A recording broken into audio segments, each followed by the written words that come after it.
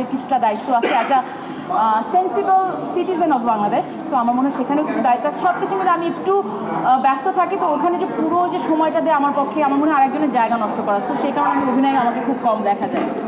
যদি জানতে চাই এই সময়টা এসে আমরা দেখছি যে প্রচুর ইয়াং মডেল ট্রাই করছে ইন্ডাস্ট্রিতে ইন করবার ক্ষেত্রে, আপনার তো দীর্ঘদিনের এক্সপিরিয়েন্স এবং সেক্ষেত্রে সকলেই আইকনও মানে অনেকে আমি দেখেছি, সেখান থেকে কি নতুন যারা আছে তাদের জন্য কোনো সাজেশন বা কিছু বলার কি থাকে? হ্যাঁ, নতুন যারা মডেল আছে সবসময় আমি একটা কথা বলি যে দেখেন, হ্যাঁ হয়তো বা অনেক কিছু এখন অনেক কিছু চেঞ্জেস এসেছে, বাট তারপরে বলবো পড়াশোনার কোনো বিকল্প নেই, যে পড়াশোনাটা ঠিক করে করা। এবং আমার মনে হয় এখনও আমরা যে জায়গাটায় আছি কালচারালি সাংস্কৃতিকভাবে সব কিছু মিলিয়ে, তো সেইখানে একটা আলাদা একটা পেশা আমার মনে রাখতে হয় সবসময়। কারণ দেখেন, আমি যদি আজকে শুধু মডেলিং করতাম, আমার যে লাইফস্টাইল, আমার যেরকম সব কিছু মিলে যেরকম চলাফেরা, তারপরে মানে বলে না মানুষের জ্ঞানটাতেও তো কাজে লাগাতে হবে, তো ওই সব কিছু মিলে আমি মনে হয় পারতাম না। তো আমার সবসময় আমার মিডিয়াটা ছিল এবং মিডিয়াকে আমি সম্মান করি, সেটার জন্যই আমি আজকে এখানে এসেছি। বাট পাশাপাশি আমার মনে হয় আর একটা প্রফেশন রাখা বাংলাদেশের মতো দেশের জন্য, যেখানে যেখানে সাংস্কৃতিক জায়গায় একটা যে সময়ের পর আমার না বলেও পারছি না, একটা সময়ের পর বিভিন্ন মডেল, বিভিন্ন নায়িকারা ফেমাস হয়ে যাওয়ার পর ফেম পাওয়ার পর বলে যে এখন আমি আর এখানে থাকতে চাই না, আমি এখন এখান থেকে সরে যেতে চাই, বিকজ আমি এটা হলে গুনাহ হবে, অনেক কিছু বলে।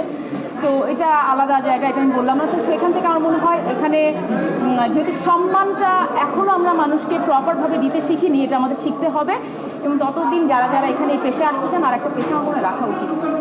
আপনার কাছে একটা জিনিস জানতে চাইবো, এই 7 তারিখে আমাদের সালমান শাহ প্রয়াণ দিবস এবং একটি মাসে তার জন্ম, 6 তারিখে প্রয়াণ দিবস, 9 তারিখে জন্মদিন, সেইখানে 19 তারিখে জন্ম। 19 তারিখে এই যে মানুষটা আসলে এখনও কেন আসলে আমাদের প্রজন্ম আরও পরবর্তী প্রজন্মের কাছেও প্রাসঙ্গিক থাকবে অনেকে বলছেন, আপনার কাছে সেই প্রাসঙ্গিকতার জায়গাটা কেমন থাকবে? সালমান শাহ তো সালমান শাহ। তো আমি দেখেন, আমি অনেক ছোটোবেলায় একটা প্রেম করেছি এবং সেই প্রেম করে একটা না, আরেক তার আগে একটা ছিল, আবার অনেকে বলে বসবেন, সেই কারণে একটা প্রেম করার পরে সেটা বিয়েও করেছি। বাট আমি বলতাম, আমি আমার হাজব্যান্ডকে বলি যে সালমান শাহ থাকলে হয়তো আমি প্রপোজ করতাম তোমার সাথে, যদি আমাদের বিয়ে টিয়ে না হতো। He was so smart, so good looking. এমনি তো পার্সোনালি চিনতাম না, তখন হয়তো অনেক ছোটো ছিলাম বা অনেক অনেক আগের কথা। তো সেখান থেকে বলবো যে সালমান শাহ একটা আইকন, উনি আমাদের দেশের জন্য। এবং তারপরে ডেফিনেটলি আরও অনেক এসেছে, তারাও খুব সুপ্রতিষ্ঠিত হয়েছে। কিন্তু থাকে না কিছু কিছু জিনিস দাগ একেবারে কেটে থাকে মনে। যেমন আজকেও যখন আমি গাড়িতে করে আসছিলাম, আমি FM রেডিও শুনছিলাম, তো সেখানে সালমান শাহ একটা গান বাজছিল যে এই দিন সেই দিন কোনোদিন তোমায় ভুলবো না, চলতে চলতে পাবো দুদিন স্বপ্নের ঠিকানা। তো হয় না, এগুলো সবসময় মনে গেঁথে আছে। তো হ্যাঁ, মানে সালমান শাহের সাথে কারোর তুলনা হয় না বাংলাদেশে এখন।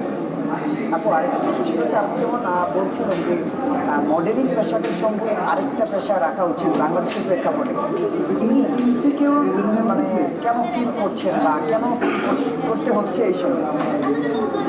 কারণ এই ইনসিকিউর না, দেখেন আমি তো শুধু মডেলিংয়ে বাংলাদেশে না, আমি বিদেশেও অনেক কাজ করেছি এবং আমি ইউরোপে কাজ করেছি, আমেরিকাতে কাজ করেছি, ইন্ডিয়াতে কাজ করেছি। আমার থেকে যাওয়ার, ওখানে কাজ করার অনেক সুযোগ ছিল। শুধুমাত্র আমার ল পড়ছিলাম এবং পরে লোয়ার কোর্টের এক্সাম, হাই কোর্টের এক্সাম, সব কিছু মিলে আমার কখনো থাকা, আমি বিয়েও করেছি, সব কিছু মিলে যে বাইরে কখনো সেটেল হওয়ার চিন্তাভাবনাও হয়নি বা দেশে সবসময় থাকতে চেয়েছি। কিন্তু আমি সবসময় ছোটোবেলা থেকে একটা জিনিস ফিল করতাম যে আমাদের মতো দেশে যেখানে মডেলিং বা মিডিয়া ব্যক্তিত্বকে সবাই তাদের সাথে সে ছবি তুলতে চায়, সবসময় তাদের সাথে কথা বলতে চায়, একটা সম্পর্ক রাখতে চায়, বাট কোথাও না কোথাও হয়তো বা আমাদের ধর্মীয় কিছু ব্যাপারের কারণে কোথাও না কোথাও একটা গোড়ামি রয়েছে। তো সেখান থেকে মনে হচ্ছে লাইফ তো একটাই। তো আমি আমার পেশা খুব ভালোবাসি, সম্মান করি, বাট তার সাথে সাথে যেহেতু আমি একজন সামাজিক জীব, সমাজে আমার বসবাস করতে হবে, অনেক কিছু সমাজের সাথে মিল রেখে চলতে হবে। এবং ওয়াই নট, আমি সবসময় আমার আর একটা ক্যারিয়ারের দিকে সবসময় খুবই 100% ফোকাস ছিলাম। এবং আপনারা যারা অনেকদিন আগে থেকে সাংবাদিকতা করেন, তারা অনেকেই আমাকে লিটারালি ছোটোবেলা থেকে দেখেছেন যে আমি যখন থেকে মডেলিং করে করে এই পর্যন্ত এসেছি। তো তারাও জানেন যে কতটা কীভাবে চেঞ্জ এসেছে এবং আপনাদের মুখের সামনে মানুষ কীভাবে পল্টে মারে কীভাবে হিপোক্রেসি সেটা আপনারাও দেখেছেন। যে আমি আমার জায়গা থেকে আর ওগুলো ক্যামেরার সামনে আছে কথা বলতে বলতে বলে ফেললাম। আচ্ছা, আরেকটা জিনিস হচ্ছে বর্তমান সময়ে এমন একটা সিচুয়েশন হয়েছে যে আমরা আমাদের যারা শিল্পী আছে তাদেরকে কালচারাল ফ্যাসিস্ট আখ্যা দেওয়া হচ্ছে এবং তাদের ছবিতে জুতা নিক্ষেপ করা হচ্ছে। আমার ছবিতেও জুতা নিক্ষেপ করেছে, আমি দেখেছি। হ্যাঁ হ্যাঁ হ্যাঁ, আমি এটা বলতে চাচ্ছিলাম না। না বলেন, সুবিধা নেই। আচ্ছা, এই বিষয়টা নিয়ে আপনার আসলে কী বলার আছে?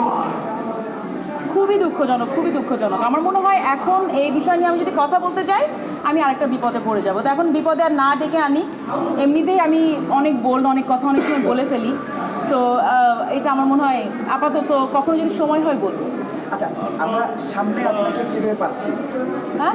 স্ক্রিনে আপনাকে কীভাবে পাচ্ছি? কাজের বিষয়ে সামনে স্ক্রিনে কীভাবে পাচ্ছেন? আমি আজকে একটা পিআইএল রেডি করলাম, আগামীকালকে পিআইএলে ওইটা শুনানি করব, পাবলিক ইন্টারেস্ট লিটিগেশন, নারীদের জন্য এবং শিশুদের জন্য। হয়তো বা কোর্টের প্রাঙ্গণ থেকে হয়তো বা প্রেসে কথা বলবো, তখন দেখতে পারবেন, সেই স্ক্রিনে দেখতে পারবেন। বাট এমনি টিভি স্ক্রিনে কখন কোনো নাটক বা সিনেমা বা ওটিটিতে কাজ করবো কিনা এরকম কোনো কিছু কথা হয়নি এখন। প্রস্তাব তো কিছু হয়ে থাকে। না না, মানুষ তো আমার মনে হয় এখন ভাবে কি যে আমি পুরোপুরি লয়ার, হয় হয় ফ্যাসিস্ট ভাবে, কিংবা ভয় পায়, কিংবা ভাবে কি যে না একে নিয়ে কাজই করবো না, কিছু একটা ভাবে। তো আমার আইন পেশায় আমি অনেক বেশি এখন মনোনিবেশ দিচ্ছি। মানুষের ভাবনাকে তো আমরা পরিবর্তন করতে পারবো না না, মানুষের ভাবনা যে যেটা ভাববে, মনে করেন আপনি যদি ভেবে থাকেন আমি খারাপ, আমি একেবারেই খারাপ, আপনি যদি ভেবে থাকেন আমি ভালো, থ্যাংক ইউ, আমি ভালো। সো আমি মানুষের ভাবনা পরিবর্তন করতে চাই না, যে যেটা ভাবে সে সেটাই ভাবে, অসুবিধা নেই। সর্বশেষ আপনি ভাবতে বেশি বলবেন। আচ্ছা, যেটা হচ্ছে যে ন্যায় একটা সম্পর্ক আছে এবং সেই সাথে আইন পেশা এটার সাথে যদি পার্থক্য করতে বলা হয় কি আসলে কতটা মিস করে র্যাব? আমি এটা একেবারে প্রথমে বলছিলাম যে আমি যখন ইন্টারভিউটা শুরু করছিলাম, যে আমি যখন আজকে কোর্টে যখন হাঁটছিলাম, তো আমার না ছোটোবেলা থেকে একটা অভ্যাস, আমি এরকম করে ক্যাটওয়াক করে করে আমি হাঁটি, মানে এটা আমার ছোটোবেলায় স্টাইল করে হাঁটতে হাঁটতে ছোটোবেলা থেকে, মনে করেন আমার 10-11 বছর যখন বয়স, তখন থেকে অভ্যাস হয়ে গেছে। সো কোর্টেও দেখি কি বলছে আমি এইভাবে এইভাবে করে হাঁটি। সো আমি যখন আজকে হাঁটছিলাম এত পানি কাদা টাদা ছিল, তো ওইটার মধ্যে চিন্তা করছিলাম যে কিছুক্ষণ পরে আমার আরেকটা জায়গায় যে ক্যাটওয়াক করতে হবে। এবং আজকে যখন এখানে আসলাম আমি আসলেই খুব ইমোশনাল হয়ে গিয়েছিলাম, কারণ দেখেন 17 বছরের একটা ক্যারিয়ার, এটা তো অনেক লম্বা একটা সময়, এবং আমার যে বয়স সেই হিসাবে আমি বলবো কি অনেক লম্বা একটা সময়। এবং ওই এখনও এসে ওই পেশাটাও রাখা এবং নতুন একটা পেশাকেও সুন্দরভাবে গ্রহণ করে নিয়ে এবং দুটাতে পেশাতেই সমানভাবে সময় দেয়া টাফ। এবং এখানে শুধুমাত্র ইচ্ছা থাকলে হয় না, খুব ডেডিকেশন, ভালোবাসা থাকতে হয়, নাহলে সম্মানও থাকতে হয়, নাহলে হয়তো বা করা যায় না। আবার ফ্যামিলিতে দেখলাম যে ভাগনাকে নিয়ে প্রায়